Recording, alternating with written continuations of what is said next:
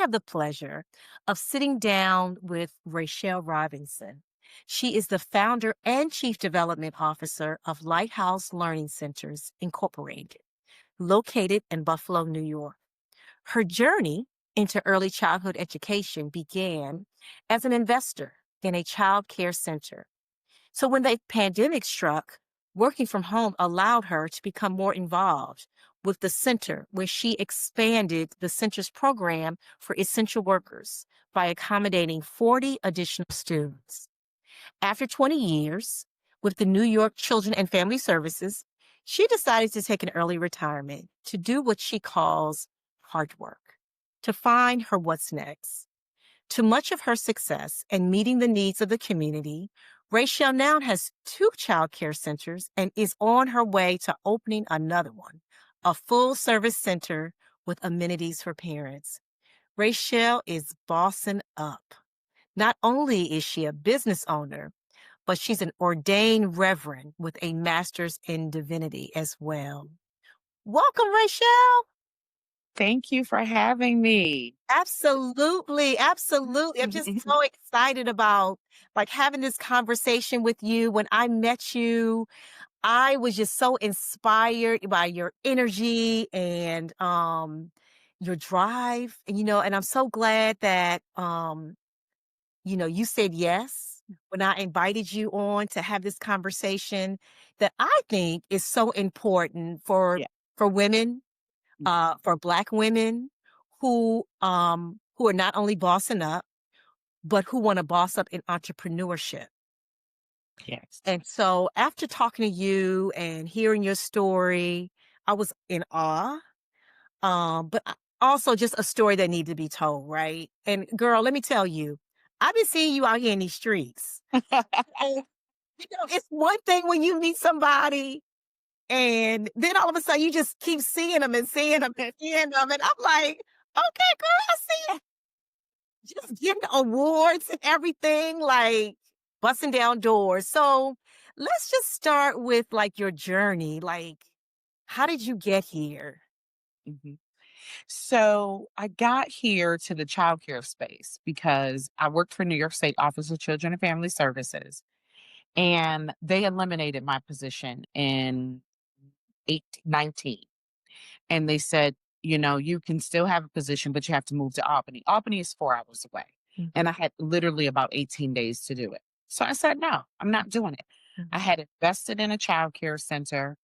I didn't realize how beneficial it was and how lucrative it could be. Mhm. But I said, you know what? I need to get to that 20 years. I need to get at least 20 years for retirement. So I did something that made sense, which is very different in my life because I usually do things that don't make any sense. Um, and so um they gave me a position in the child welfare department. And that is where I oversaw foster care agencies. And it was I was miserable. I was absolutely miserable. So I did that for 1 year and then COVID hit. Mhm. And once COVID hit, I then was more involved in the center because I had more time to be involved. There was nowhere to go. And we wanted to provide a space for essential workers. Mhm. So we expanded the program by 40, as you said. And we literally had students from second grade all the way to eighth grade. And we had monitors of people who also were working from home, so while they were working from home, if a child had a need, they pause their work and go meet that child's need. So I did two things. So now you have a person who has two jobs. They're doing their work, they're doing everything they're supposed to do at their workplace, but instead of working from home, they were working from the center. And that's when I realized I have to expand this. I have to do more because it was so beneficial to go into it, to just listen to the parents say, thank you so much. There were so many centers that closed. Well, we still have police officers, we still have nurses, we still have teachers who have to teach and can't have their children home because they're trying to teach 40 children online. And I just said, let's make a difference. And once we did, I'm like, okay, I need to find another building because we need to grow. And that is exactly what I did. Again, having nowhere to go, can't go to restaurant, can't go to the movies. So That's what I did. I played that out, found us a space, and ended up tripling my childcare center. So we went from having 37 children to having 82 children. Mm. And although I designed my building and the work was a little slow because of COVID. So when they told me to come back to the Office of Children and Family Services, that I would have to come back twice a week, and then be home 3 days, I basically gave them a 90-day. I'm out. I'm leaving. And it did not make any sense to most people because I left a very lucrative government position to step out on what I call faith, right? So, and I just stepped out and we opened our second location in December of 22. So I went from 18 to 22 and tripled my number of children. And faith is that thing where it doesn't always make sense. No, never does. And and that faith is that thing that pulls at you, that says go this way. Yes. And you say, but I don't know how to do that. Hmm. I don't know what that's going to look like. I don't know what the outcome of that's going to be. And so that's that faith thing. And so, Rachelle, like, what were some of those challenges? Like, so you grew so fast. I grew so fast. So a lot of the challenges, I'm married. So it started there Mhm. with my husband saying, wait, what? What are you doing?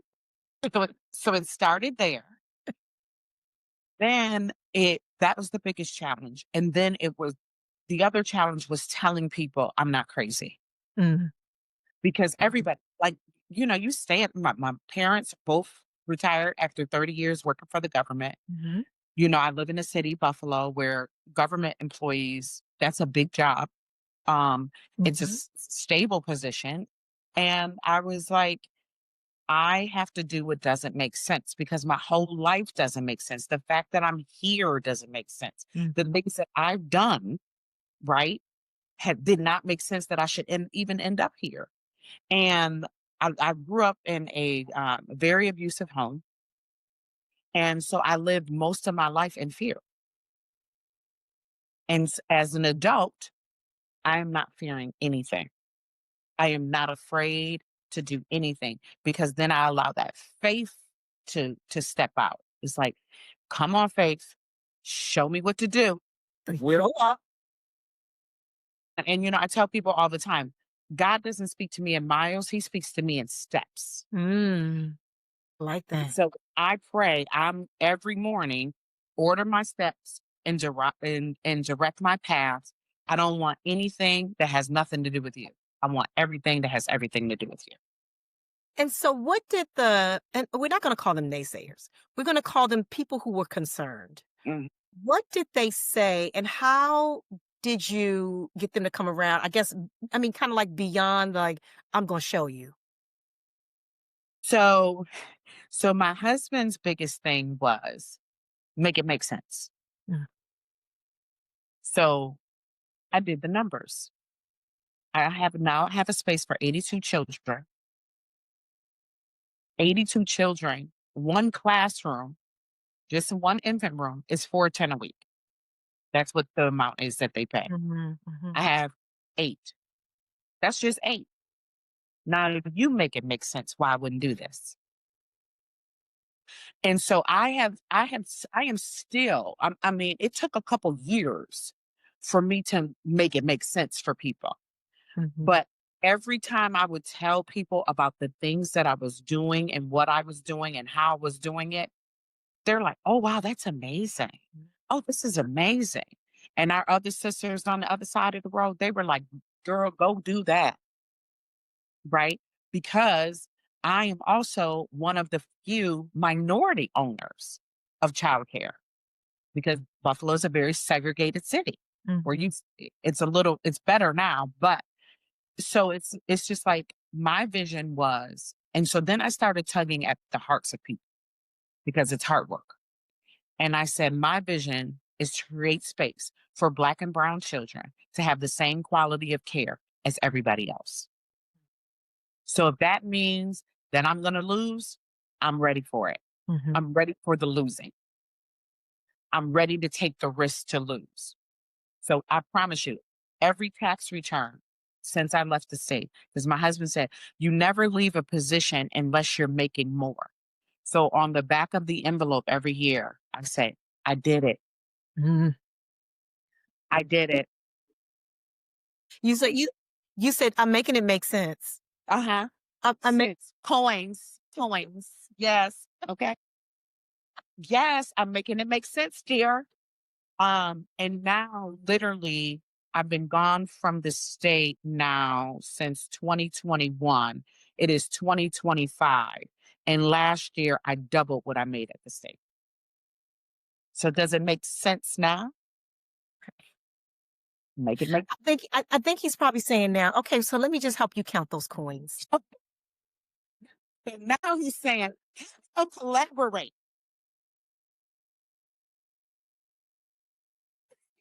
It worked. Well, let's collab. Let's collab. Yeah. And so I do find it interesting that your center is one of only, you say, minority childcare centers? No, but I Okay. am one of the there's probably only I think five. And so and I don't know how large Buffalo is, Okay. but it sounds pretty impressive Yes. that there's only five. Yes. Given and do you find that because you are serving your community, Hmm. that's one of the draws. But the other draw is like, how are you standing out differently from the other five centers? So I wouldn't say I'm standing out differently. I'm just in a different demographic. Okay. So we're spread all over. We're spread all over this. Or let me say, I'm in a different zip code. Okay. So I have a sister who's right down the street from me, like about 4 blocks from me. Her center is what mine used to be. It's very small. She has a waiting list. But here, the big part of where we go is we go to group family homes, which means a childcare in the house. Mhm, mhm, And we don't realize as a people that that is fine. So if you want to go to a child care center that is down the street from you, you want to go to a child care center that is next door, that's all good and fine. I say nothing negative about those centers, those in-home places. mhm, However, if you want your children to be educated, you want your children to have curriculum, you want your children to have a large building and not just be in someone's living room, no shade on the in-homes. They do their part. They're great at what they do. But if you want to choose something different and you want to I pay for curriculum every month. I have gross motor space, I have playground space, and I have all educated teachers. So they're literally educating the children. And if they're educating them, then for me, they come out better. When go to kindergarten, those teachers want my students mhm, mhm. because they have been educated since they were born. We have curriculum for infants and things to do. All of our teachers have education, whether it's an associate's in early childhood education, a bachelor's in early childhood education, and my director has a master's in childhood education. So if you choose that in-home, that cuddly space, that's fine. My children grew up in the in-home. Both of them grew up in the in-home. But if you want something more for the children and you want a grander space Mm. and you're willing to pay for that, then I ought to provide that for you. And it shouldn't always look like the other side. It shouldn't always look like, oh, I have to take them to this program. No, because our program is going to celebrate Black History Month. Our program is going to celebrate Black inventors. Our program is going to be the DEI of the world. Yes, we have diversity, we have equity, and we have inclusion. We have them all.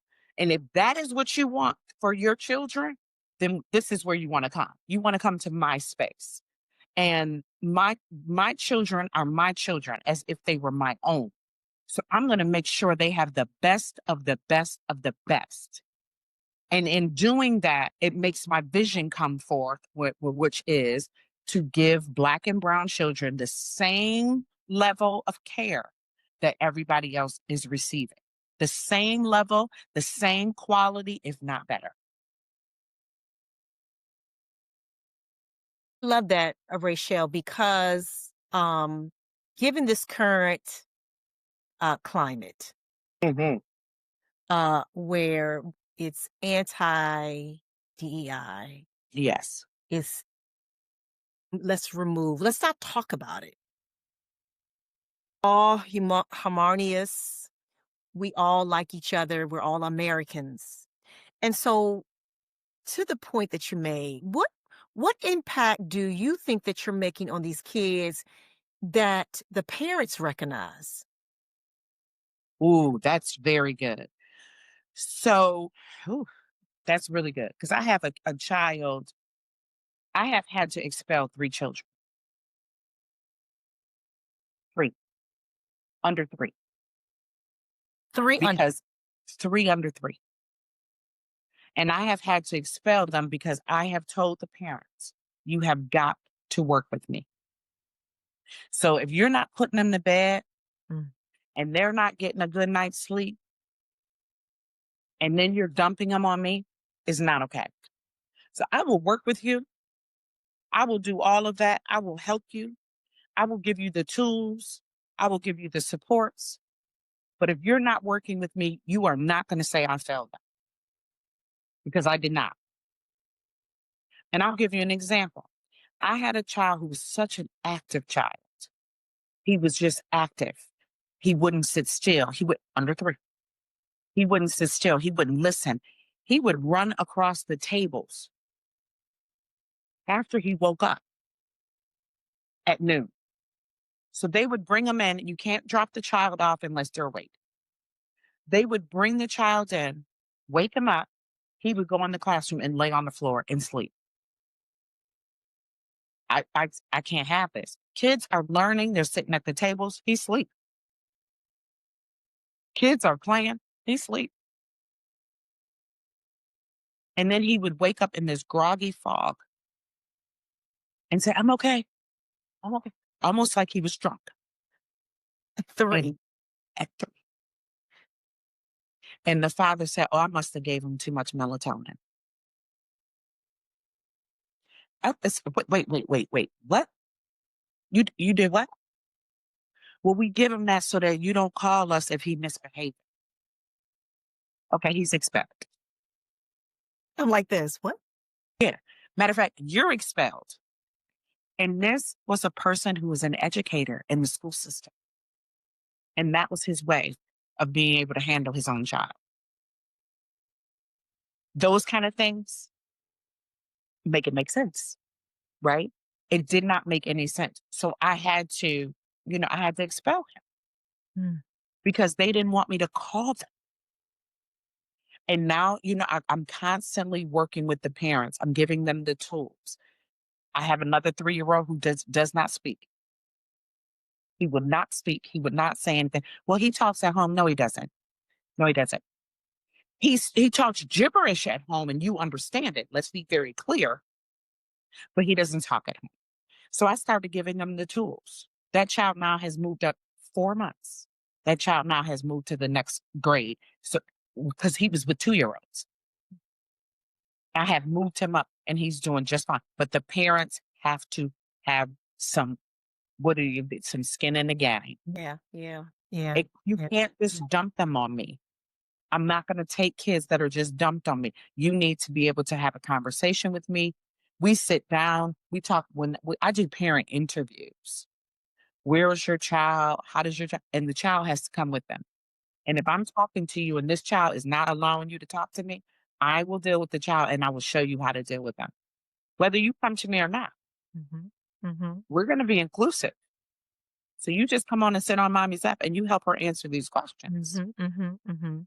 And so just to learn that child, or what do you like? What kind of snacks do you like? Talk to me about your snacks. 3 years old, 2 years old, they know. Mhm. They know what they like and they know what they want. So I have to have engagement. And that's, I think, what makes me also different because some people will just take the child and let them sleep all day and don't say a word because they're getting paid. Mhm. Well, I don't need the money is not what I'm in this business for. It's the hard work, not Yeah, the hard work. It's the yeah, hard work. yeah, yeah. And I think that's what sets me apart. Mm. I think that's wonderful because I would imagine the majority of the parents really appreciate that you're invested Yes. and you're invested in the future of their child, and that you're not going to just allow them to come and be babysat Mm-mm. essentially all day. And so I want to talk a little bit about like kind of like the operations, like because there may be somebody who's interested in um, kind of charting a similar path, if you will. Mhm. Mhm. And so when you started on this journey, what didn't you know that you had to kind of, as I always say, kind of learn up? Didn't know there was going to be so much parent. mm, mm, I won't say issues, but parent engagement. Because when I was at the state, I audited childcare programs who got funding from the state, and most of them did not look like us. Mm, And I would go and I would do the audits, and I would make sure I was a program auditor. So if you tell me you're setting up these programs and you're taking in these amount of underprivileged or low income students, what they were doing for them, how were they feeding them, how were they what were the activities they were doing, did they have a curriculum, mm, which is why I buy my curriculum. I pay a lot of money for that curriculum every single month. mhm, And so I always knew the business aspect of it. And so when I started with the childcare, I had a partner. She knows everything about childcare because why? She had an in-home. So this is when when you talk about glow up or how you talk about that. I said she's my cousin, and she had moved back from Atlanta back to Buffalo, and she started her in-home again because she had an in-home here before. You need a center. You need to come out of your in-home and grow this program. And I can help you do that. And that's how it all started. So I invested in her because I'm always a believer of helping people understand where they could be. mm, Like you could do so much more. You could do because she was phenomenal. mhm. And she was like, I don't really want to. I don't really have the money. I got you on that. Right. Just I set up all the business. I set up everything, all of our aligned ourselves perfectly with the programming because I knew what that was. Because when I first started with the state, that's what I did. I then transferred, moved from that position, but that's what I did. So the parent piece still is a bit of my struggle because I don't understand as a mother who my child had so many issues growing up and so many issues from birth to 10 because he was a preemie. So many different things with illnesses and all of the things. I chose an in home because I didn't want him around a lot of children Mm, because he was not well. mm, Um, and now that 30 years later, my in home person is still my best friend. So, but I did that because um, the parent engagement is difficult for me because I wonder why parents don't think more of what they're supposed to do for their children. But you don't know where they came from. So you have to get past that history. I had a parent today, when I told her it took 3 of us to change his diaper today. He will not go on the potty. He is 28 months old. He should be going on the potty. He refuses to go on the potty. So we have to lift him, and he's a big child, onto the changing table, and he fights. So the first thing I thought of, what's going on here? Trigger, right? Trigger me. What's happening at home? And she said, I don't know what you're talking about. We don't have those problems. And I said, you don't? You don't have any of those problems? She said, no, you know what problems I have? Is he pees all over the house. And I just want to let you know, if you don't know, he is not my child. He's my partner. her girlfriend's nephew, and they have them. Mhm. And CPS is involved. And I told her, I know that because I remember when mom used to drop him off and I was coaching mom on how to care for him. So I know that. And she said, well, I don't know what you want me to do because my hands are tied. He is not related to me. He is not my child. Sis, he's standing right there. He can hear you. He hears what you're saying. Right. You don't think he's taking some of that in? So let's talk about what we're going to do at home. Mhm. So I can help you. Let's talk about interventions. Let's talk. Let's talk about. I said I gave her the list. I said we could do this. We could do this. We could do that. We could have somebody come into your house. We could have somebody come in here. You have that right. Mm. And if you're involved with CPS, which I knew you were, but I don't talk to you about that because you. I would think you know that I know. They come here and visit him. I mean, and so, but I'm not going to get into that conversation with you because we've never had it. Mhm. But your attitude and how you're responding about him, you don't think he's picking that up. Mhm. Mhm. So let me help you too and get you some supportive services. And she basically, I don't need anything. I need his parents to take him back. I said, then we need to work on the behavior person Mm. and they can come here and he can help us. What you choose to do at home is up to you, but he can help us. I mean, they can help us with a behavioral specialist, with somebody who's really monitoring and looking at his behavior. Although I have people in the building that can do that, but that's not their role. Right. Their role is to be a teacher.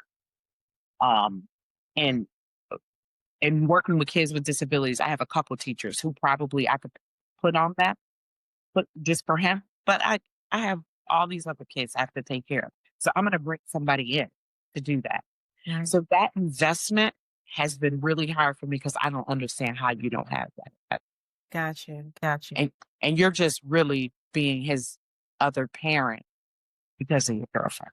And so your challenges really are not like operational, like or of like the humanity of it. It's like Y the human element of Mhm.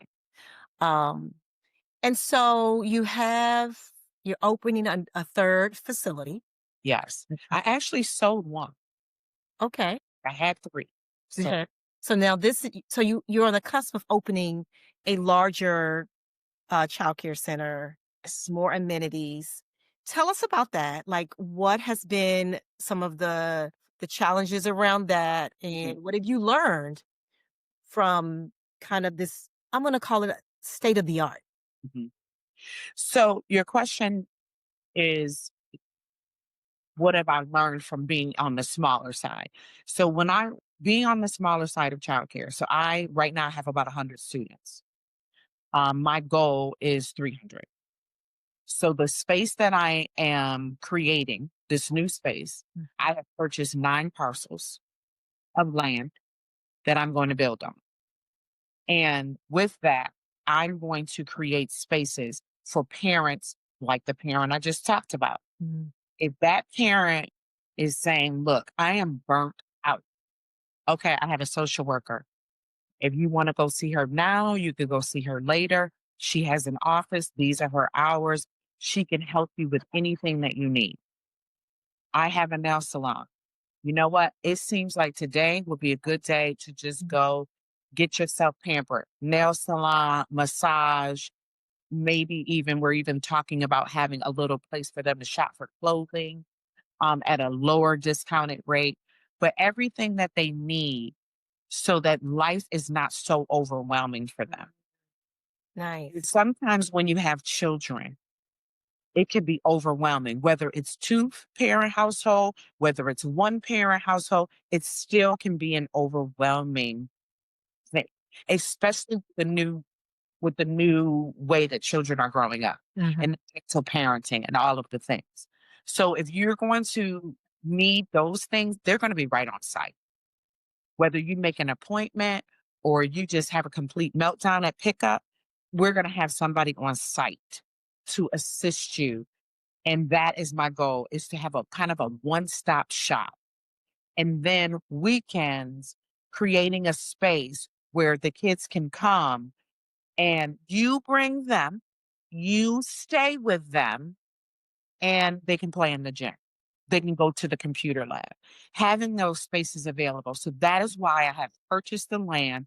That's why I'm building my own so that I can create a space that becomes almost like a community center, but it's also a childcare center 9 to 5 or 7 to 5, which is our hours. When you're at work, we take them. And then when you're not at work, you still can use our space. You still can come to that building, and that becomes a hub for our children to grow, to learn, and to play. Like that because it's really it's you're Rachel, you're giving people, parents, these wraparound services, as they Hmm. kind of say in the social work world, that allows them to decompress. I mean, when we think about kind of our m- middle to low income communities, the stress of making it every day, Yes. particularly now, like with everything so expensive. I mean, I think about like people who are doing okay. Yes. They too are struggling. But I think about our parents who are kind of on the lower income, who have lower income, that the pressures of just trying to make it is a lot. Yes. And childcare is expensive. Yes. And when you add these layers of living and stress, that can be so overwhelming. And a lot of times, unbeknownst to yourself, you're taking it out on your children. Or Yes. you're taking it out on your loved ones. So I really love this concept that you're serving the whole person. And the whole person is not just the child, but their family members, other siblings, that come into play. And so I think that you really kind of thought this thing out, that when the parents do better, the children do better. Yes. Abs- And so I love this whole concept. And so is your plan that perhaps that you'll partner with, like local community organizations, that can also bring other programs to bear? So that is exactly what I thought about because you have a lot of people here that have these gifts, they have these talents, but they don't have space. Mm.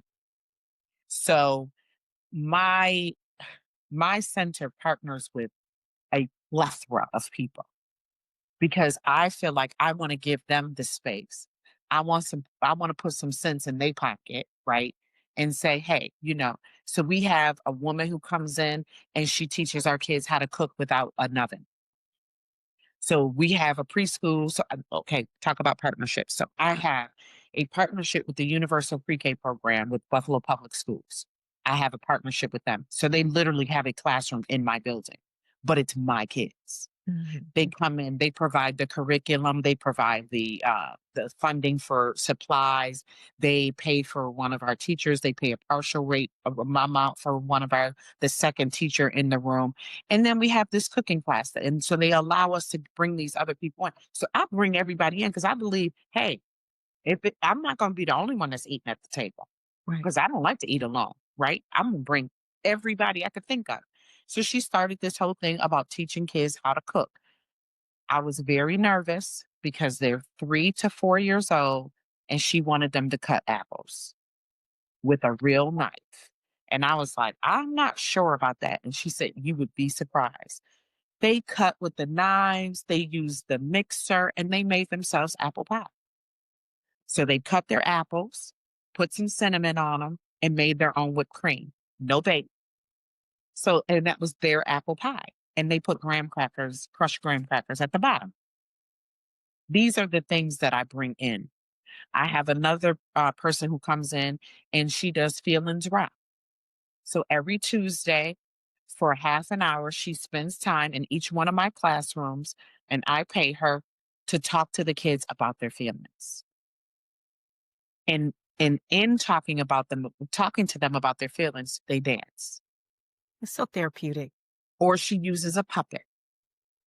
So, and they love the puppets. And if the child is acting up or not, she gives them the puppet and then they become the lead. Mm. Because any child that steps out and acts up, is a leader. That's what they are because they're doing it by themselves. They have gathered everybody's attention. What does a leader do? Right? And if you don't know anything else, a disruptor, which is the language that we're using now, when those kids are disrupting class, those are going to be your leaders. Those are people that are going to go against the grain. Those are people who are going to say, I don't care what everybody else is doing. This is what I want to do. They are the disruptors of the world, right? So teaching them how to use that disruptive attitude in a great way. So now you're the puppet leader. Take the puppet and you use it. So bringing in all of those kind of programs, I'm always watching for them. Anytime anybody comes up with them or they come up with a program, I do that. I'm about to launch a Black Man Reads program where I'm bringing in Black males because 82% of my students are of some kind of color. Either they're Hispanic, they're from Africa, New Americans, they're from Bangladesh. They're Hispanic. I did say Hispanic. So they have some melanin in their skin. They're biracial. Um, and so I'm bringing them in to just literally read to the children. 20 minutes up, 20 to 30 minutes out of their day, they come in and they read a book, I like teaching about literacy. I like that because I think in education we just don't often see men of color. Yes. And I would imagine, like perhaps, many of your students come from single parent households, and they might not see men. And but even with that, even if they come from two parent households, you just don't see men in the education space, Yes. and that is just so impressive, right? Mm. And so I love that. And so when you talk about these partnerships, like how did those come to be? The partnership. So literally research, just researching, staying on social media, seeing what people are doing, seeing people launching things, um, word of mouth, parents. I have a couple parents who do different things. Um, and that's just how I learn. I have an artist as a parent. She comes in and does artwork with the older kids in the summertime. So just really, I think we need to use the resources that are right in front of us. Mhm, mhm. So even sending surveys out to the parents. What do you do? I have a parent who started up my Facebook and did all of my Facebook stuff, and now I manage it myself. But I needed him to start it up. He has a PR company. So I I needed him. need you. Yeah. So I'm like, okay, I need you. And guess what? He did it for nothing because he's like, my son has been with you. His son is going into the preschool room. So he's about 3 years old. He'll be a preschool student, UPK student in September. He's a little over 3 years old, and I've had him since he was 8 months. So these parents, my parents are my biggest supporters and advocates, a lot of them. We got a call from a parent on Monday that they as a child graduated out our program. She's in kindergarten now, and they are pregnant. And she's like, count down the days, the months. I need a spot. I need an infant spot. Mhm. She's pregnant. She's due, I think, in 2 months. And she's like, 6 months from now, I need you to make sure because I'm full. I don't have any space. So 6 months from now, that child will go move up from the infant room into the toddler room, and I'll create that space. And I will hold that space for them. But I have, out of my 82 slots, I have like 4 slots that are open. Mhm. And I'm literally holding them. And you are in demand. So in demand. You are in demand. You are in demand. And So in so, Rachel, for somebody who wants to open a childcare center, because like you said, I know my community, there are a lot of in-home childcare, and for somebody who wants to expand, like how do you do that? So your first thing that you need to do is find a space. Find a space that will work because space for childcare is different than any other space. because it's all about your square footage.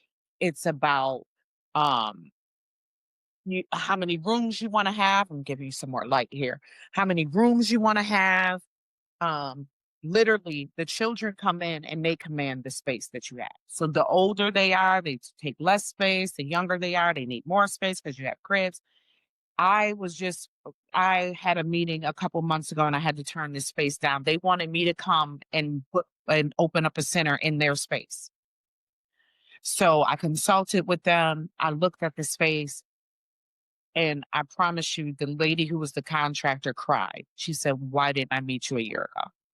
Because she developed this space, but she created rooms that were just shy of two. So let me just give you an example. Fast forward here really quickly. When you have an infant room, infants are 1 to 4, but it depends on your state too. So it could be very different in your state. So in New York State, it's 1 to 4. If you have a room that fits 7, I'm going to lose one slot every single week. I'm going to lose $410 in that classroom because I have 2 teachers and 7 children when I could have 8. So out of the 7 rooms that they created, 4 of them were losses. And I said, I thought about it. I tried. I tried to finagle to see if they would do some construction changes. It was very limited, and I backed out. I said, I can't. I cannot do it. And so you have to understand, either you take over, he is really take over a childcare that was already built. Mhm, Buy mhm, from somebody.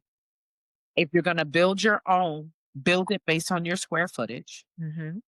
If you're going to take over a space that's already created, make sure that space doesn't cost you any loss.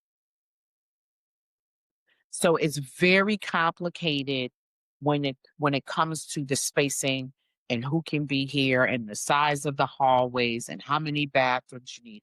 One toilet per for 5 children, all of the things. So it's a lot, It's a it's a lot to lot of work consider. and Yeah. it's a lot to consider. And the first thing you want to do is find out what the laws are in your state. Mhm. So we have one of our trainers who is a Black male, and we have brought him to Buffalo. He is from Texas, but he is stationed in Detroit for this particular organization. And we brought him in to talk to us. And in Detroit, they can have 2 to 5 year olds in one room. You cannot have that in New York. Mm. So finding out what the regulations look like, Mhm, mhm. what does it mean to have a childcare in your state? Yeah, yeah. That's first. Second, consult with somebody who has done it because there are so many rules, regulations, as there should be. These are our babies. Yeah. Yeah. Consult with someone uh, who has done the work, who knows the work. Those are the best people. Just even if you have to consult with them just to find out what to do and then leave it, or if you consult with them and say, "Hey, I don't have the money to pay you for this, but maybe you want to buy in. Maybe I give you 10% of the business once it's all done." And your hands are clear. You just walk away. And that's how I started. I gave my cousin, I gave her all of the info I had, I gave her all of the money. And then we decided, she decided, we both decided together, like, we need to keep doing it Mhm. because I have this and you We're have on to this, something. We're on to something. something. And now here we are about to open number 4. I love it. So, Rachelle, you are a busy woman. As I said to you at the top of this conversation, you are in these streets Yes. doing phenomenal work. Yes. How do you how do you recharge? How are you taking time for yourself? Assigning myself time. So I do assign myself time. And that's Time how block, you do the time block thing? I do the time block thing. I am a Pilates lover. I love Mhm. Pilates. Okay. And so I do that twice a week. But in going to 1 hour class, I take off 3 hours. So I am 3 hours. I am only at the center. I literally only work 2:30 to 5:30. That's it. That's it. Oh, okay. I love that. Okay. That's it. You have those time blocks, you have your boundaries. Yes. And I work now today. I worked extra Mm. because I had meetings with some of our partners, and I had to go into the center, so I went in at 11:30. But normally 2:30 to 5:30, because I'm at home right here from 8:30 to 2 working on buying that land, Yeah. talking to the people, getting my developer. Now a developer. I became a developer, so now I'm my own developer because everybody doesn't know childcare. Yeah, yeah. And you So really kind of have stumbled into, and while you know childcare, you have really stumbled into like development, like you say, land ownership and all that. Like you've yeah, now kind of become like this master at yes, in that aspect of yes, providing childcare. yes. And I have consulted with people. Mhm. They just want to pay me. But I have met with people who say, "Can you come in and just get us up and going?" Mm. Most of the time it's people like churches or community centers. They want to expand their hand. They want to do some different things. And I'll say, "Hey, I want you to do this, and you're my competition, but that's okay. There's enough babies being born for all There's of us. enough space for all of us, right? Listen, I'm like a barber shop. I will never go out of business. Never. Somebody gonna need a haircut. Exactly. I'm gonna need to have some education. Okay. So I I will never run out of business. I will always be in business because people will always have children. Indeed. I'm not gonna be out of business. Indeed, indeed. So Unless you just do something unscrupulous, but as long as that's right. you are following the law, Hmm. you are providing care and education, there's always going to be a need for that. And so I saw that you received a community award. Yes. I told you I'm following you now. Yes. Tell us about that. And how did that come about? So it's the Catherine Flawn, who was a Haitian revolutionary.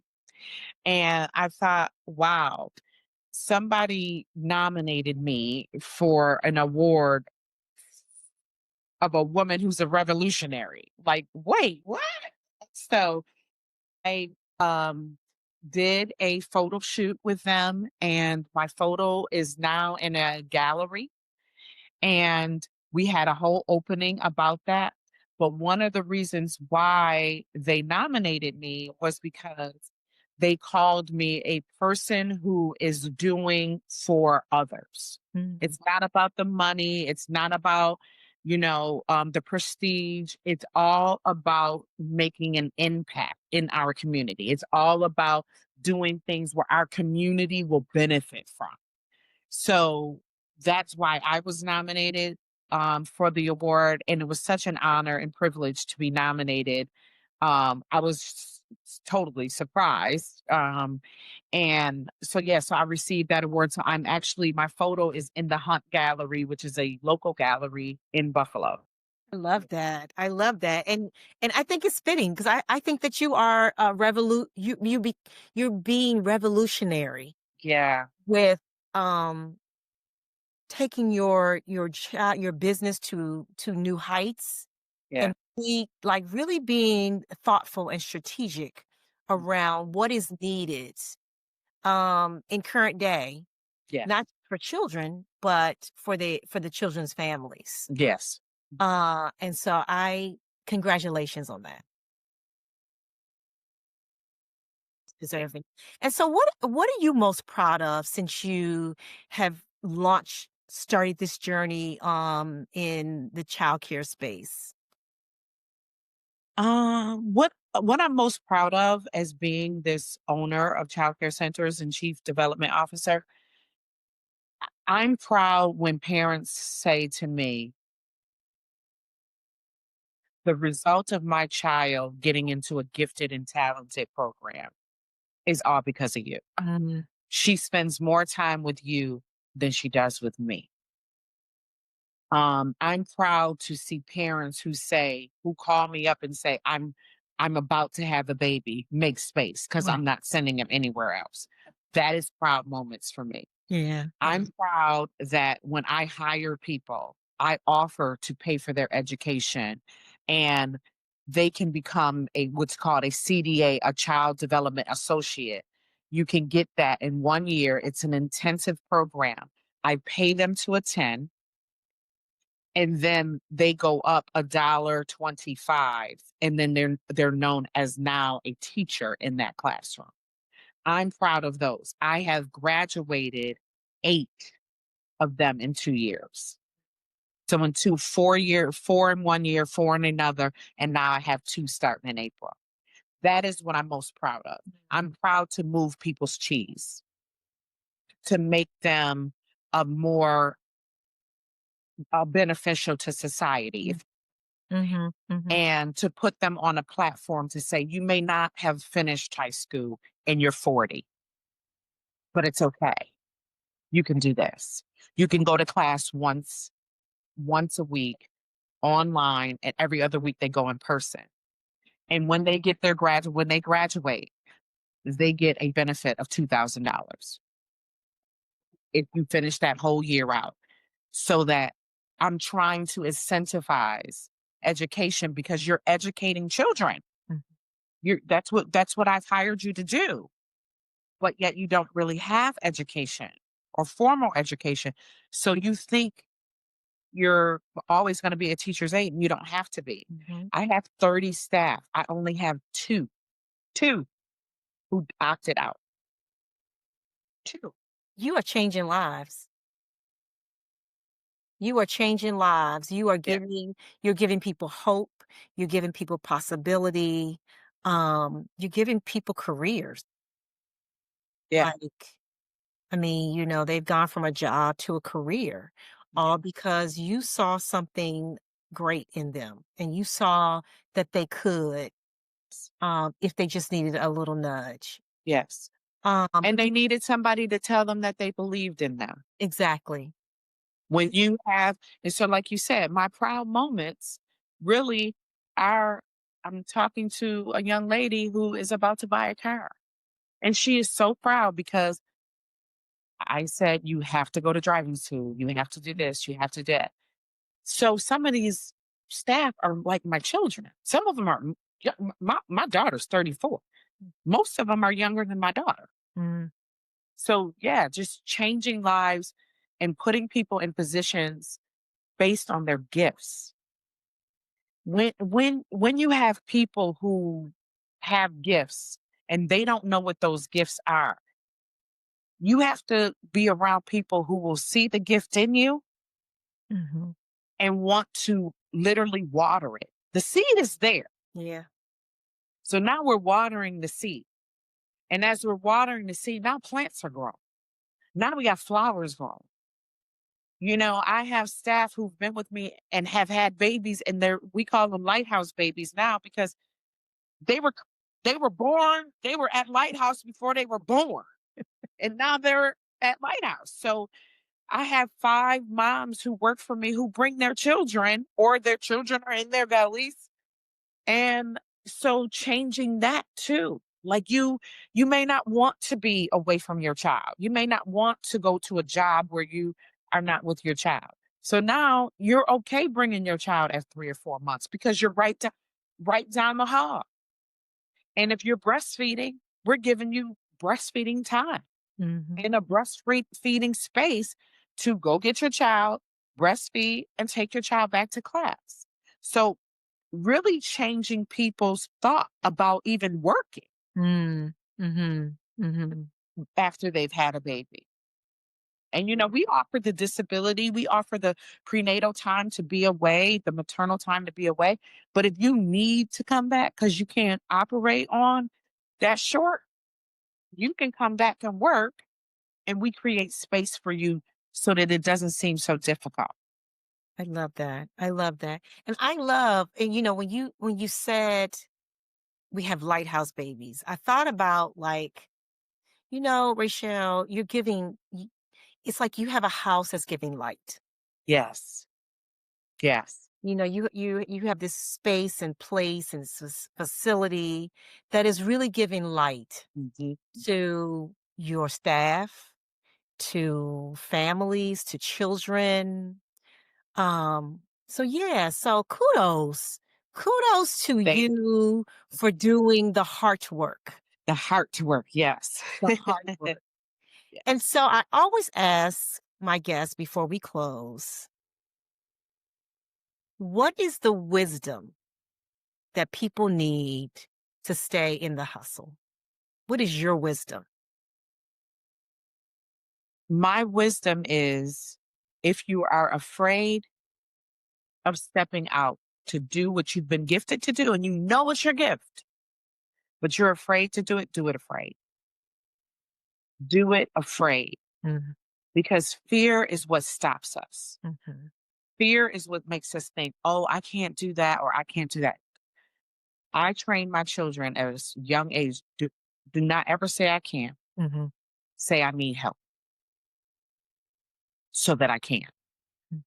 Because we can do whatever we want to do. And if God has gifted you and put something in your spirit, in your pathway to do something, do it afraid. Because one of the biggest things that keeps us away from success is fear. And if it doesn't make sense, that is the perfect thing. Because things that don't make sense will make you some sense. Yeah. Because you've stepped out and you've done something that is different than what's expected of you. Nobody ever thought I'd be in childcare. I mean, nobody, I never thought it. You surprise yourself. I surprised myself. But you know what? I want my biggest character growing up, and always think about that. Think about the character in your childhood that you wanted to be like, that you just were like, if I could do anything, I want to be her. And mine was Wonder Woman. Mm, And so, and I'm dating myself, but Wonder Woman was my person because nothing could stop her. And she did all of the wonders amongst men. She was the only woman. mhm, And she she did was. things. And she was beautiful. She dressed well and she did her thing whenever she decided to do her wonders. So whatever your gift is, you know it. We know it. It's deep Yeah. down in us. And sometimes we don't even know until we start to do it. Like I said, I invested in a childcare to start. I thought my wonder was money. I'm like, okay, I got a good job. I have children who are grown. They doing their own thing. I'm going to take my money and I'm going to invest I'm gonna live my best life. and I'm going to live my best life. Right. And then when I realized the impact that was so much deeper than the sense, I'm like, I can make millionaires. Mm. You And, can and when you think about what you can do for other people, we as women will be so quick to do something for somebody else. I was helping my cousin. mm, We are so quick to do something for someone else before we are to do something for ourselves. yeah. And we have to put ourselves in that same important position. Mhm. People are important to you, changing lives are important to you. Start with you. Yes, I love that. I love Start that. with you. And so you've talked a lot about what's next for Lighthouse Learning Center. And so Mhm. tell us, like, how can folks find you to learn more about you, to connect with you, to chat with you? Like, how do they do that? So I'm on LinkedIn, Rachelle Robinson. I'm also, you can follow my Lighthouse page on Facebook. It's hilarious. It will give you all kinds of fun and you can see the kids being fun and doing what they love to do. So I'm Lighthouse Center is I'm on Facebook and then I'm on YouTube at Fight Past 2025. Wonderful. Wonderful. Fight Past is my jam. I've been saying that for years. Just fight past the norm, fight past the depression, fight past your sadness, just fight past it. Yes. And right now, we just need to fight past 2025. Woo! Say that. Okay, we just need to fight past 2025 because we Woo! in here and we gonna do the fight, and it's gonna be hard. And we were built for it. Rachel, we And were built for this. we were built for We this, were and built for this. especially women of color are about to Yes. step out of all of this. I We were just so believe it. It's our time, it's our season, and we have to fight past 2025 because this year right here, gonna build us up on every side. We're gonna be ready for all of it. We got the woo-saw. We have the woos. All of it, and take care of ourselves in this moment and not get overwhelmed in the nonsense that is occurring. Yeah, But it is we have to fight past 2025. So you can find me on YouTube, Fight Past 2025. indeed, indeed. So, Risha, I cannot thank you enough for sharing your story, inspiring people, motivating people. And so be sure to find Rachelle and hit her up. Yes. You can learn how to fight past. And I just want to thank everybody for joining us for another episode of Wisdom in Hustle.